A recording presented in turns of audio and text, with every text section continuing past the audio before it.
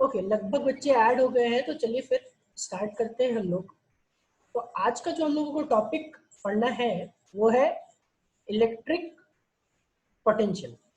ठीक है, तो इलेक्ट्रिक पोटेंशियल आपका इलेक्ट्रिक पोटेंशियल एनर्जी से ही रिलेटेड है।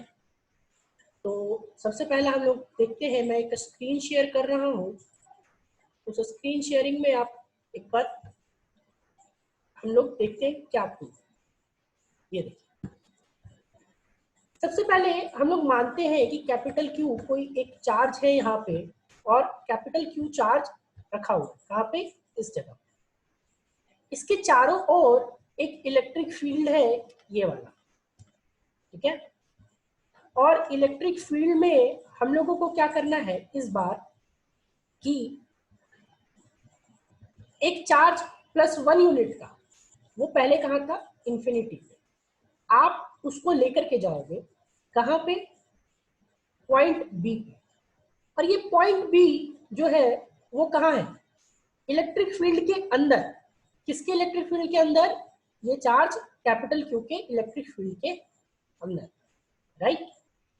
तो अब आप सोचो कि आपको ऑलरेडी पता है कि अगर हम लोग 10 कूलम का चार्ज को मूव करने के लिए 50 जूल का वर्क करते हैं, तो 1 कूलम का चार्ज को मूव करने के लिए कितने का वर्क डन करना पड़ेगा, 50/10, यानी कि 5 जूल का वर्क डन करना पड़ेगा। उसी तरह अगर 10 कूलम का चार्ज को मूव करने के लिए 10 जूल का वर्क डन करते हैं, तो 1 कूलम का चार्ज को मूव करने के लिए कितने का वर्क डन करना पड़ेगा, 1 जूल का वर्क डन करना पड़ेगा। तो हम लोग यहाँ पे देखेंगे कि क्यू चार्ज को मूव करने के लिए W का वर्क डन करते हैं, तो 1 यूनिट का चार्ज को मूव करने के लिए कितना का वर्क डन करना पड़ेगा, W/Q का। वही यहाँ पे हम लोग कर रहे हैं। नेक्स्ट, जब आप Q चार्ज को मूव करते थे तो याद कीजिए वर्क डन कितना होता था, कैपिटल के capital Q small q by R। ठीक है, और इसी को हम लोग बोलते थे इलेक्ट्रोस्टैटिक पोटेंशियल एनर्जी। ठीक है, तो आपने यहाँ पे देखा कि 1 यूनिट का चार्ज को मूव करने के लिए क्या करना पड़ता है, W/Q का वर्क डन। तो ये W/Q को ही हम लोग क्या बोलेंगे, इलेक्ट्रिक पोटेंशियल या फिर इलेक्ट्रोस्टैटिक पोटेंशियल। तो हम लोगों ने क्या किया, इस वर्क डन को स्मॉल q से डिवाइड कर दिया। तो स्मॉल q से डिवाइड किए तो क्या हो गया, कैपिटल K फिर Q बाई R। और ये तब होगा जब आप चार्ज को मूव कर रहे हो कहां से कहां, इंफिनिटी से R। ये ध्यान रखना है आपको, सबको ये चीज का ध्यान रखना है। जब भी कोई चार्ज इंफिनिटी से R डिस्टेंस पे इलेक्ट्रिक फील्ड में मूव करे तो उसको हम लोग क्या बोलते हैं कि वर्क डन हुआ, तो उसी वर्क डन को इलेक्ट्रिक पोटेंशियल बोलते हैं। और फॉर्मूला क्या आ जाएगा हमारा, KQ/R,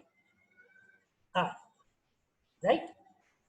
तो नेक्स्ट जो अब हम लोग देखेंगे वो हम लोग देखेंगे इसके आगे कि जब एक ही चार्ज को इलेक्ट्रिक फील्ड के अंदर मूव करेंगे तब क्या होगा।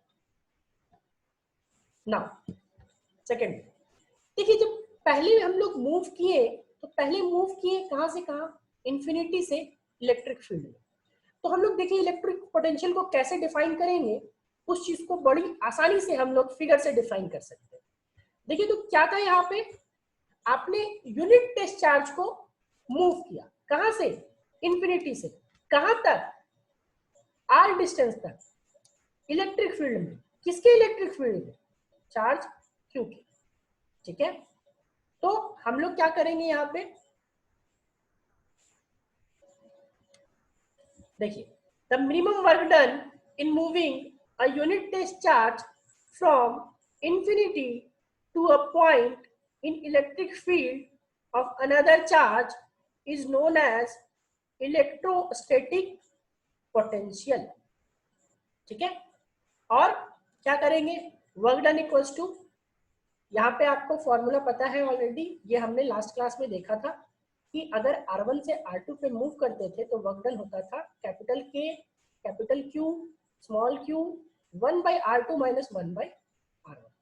तो आपने इस बार कहां से कहां मूव किया, R1 से R2 मूव किया, ठीक है।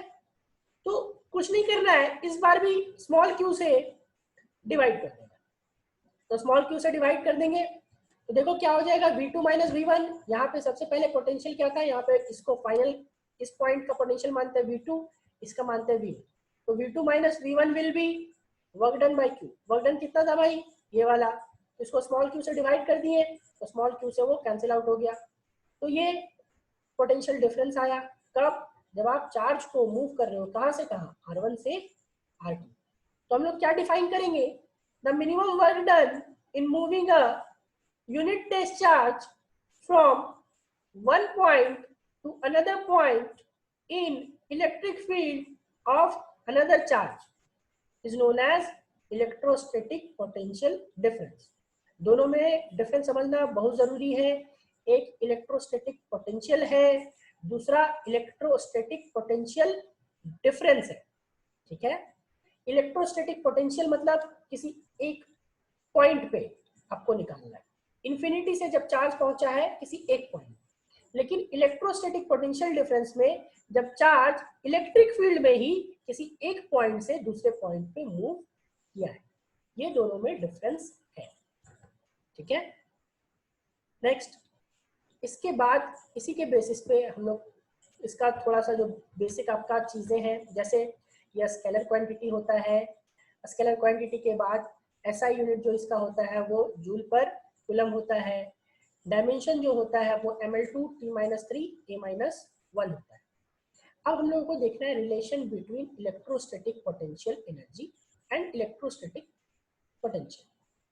आपको ऑलरेडी पता है कि देखो यहाँ पे फॉर्मूला आपने फर्स्ट स्लाइड में जो मैंने दिखाया वो यहाँ पे क्या दिखाया, K into capital Q by R into small, तो ये U था, तो इसको आपने यहाँ पे U को बाई Q कर दिया, तो इसीलिए U इक्वल्स टू आपका क्या हो जाएगा, U will be equal to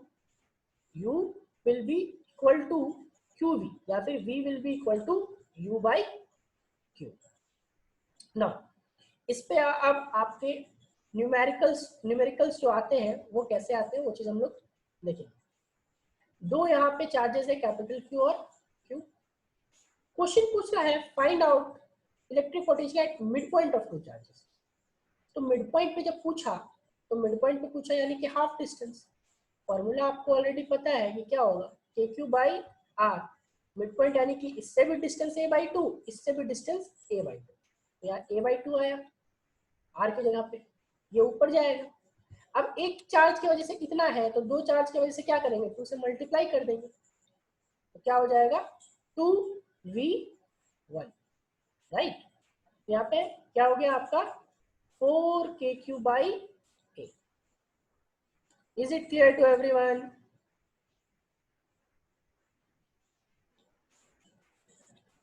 चलो ठीक है, ओके।